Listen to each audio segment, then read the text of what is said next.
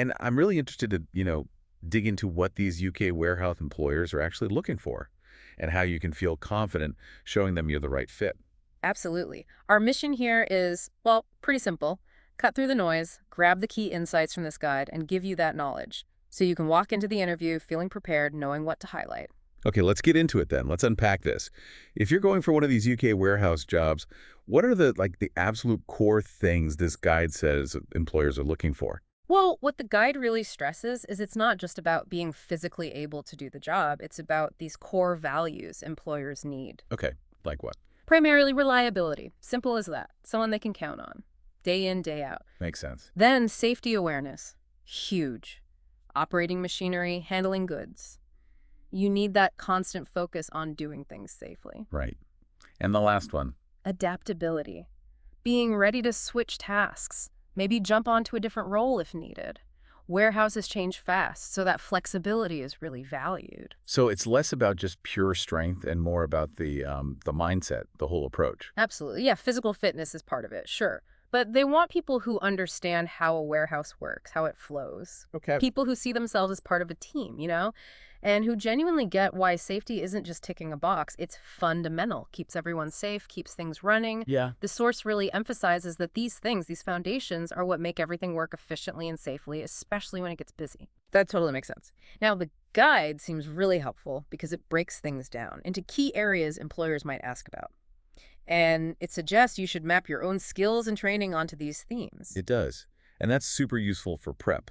Instead of just listing old jobs, you frame your experience using their language, addressing their needs directly. It mentions several key themes. Okay, what's the first one?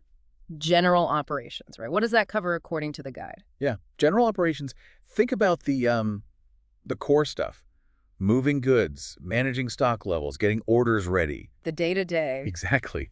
The guide says expect questions about accuracy, like in handling inventory.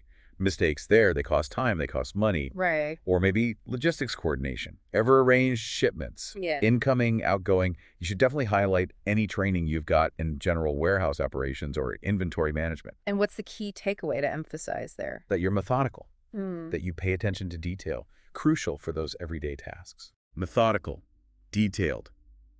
Got it.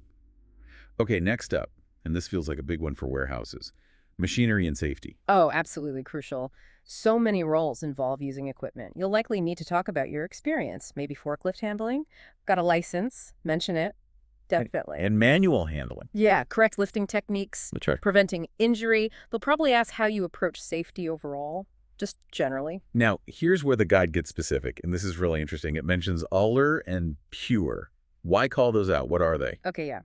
ULR is the lifting operations and lifting equipment regulations. PURE is the provision and use of work equipment regulations. Okay, so official regulations. Right. Key UK laws about using machinery safely. Operating equipment is, one of the higher risk things in a warehouse. Makes sense. So showing, these specific rules, not just be careful, tells the employer you understand the legal side, the responsibility involved. Ah, So mentioning certifications, practical experience, and your awareness of these regulations, that shows you're properly safety savvy. wow, okay. Knowing the actual regs definitely adds a level of professionalism. What about legal and compliance? That sounds broader than just the machinery itself. It is broader, yeah. It covers the other vital rules, keeping things safe and above board. The guide says be ready for compliance questions here too. For instance, handling hazardous materials safely under COSHH. Another acronym.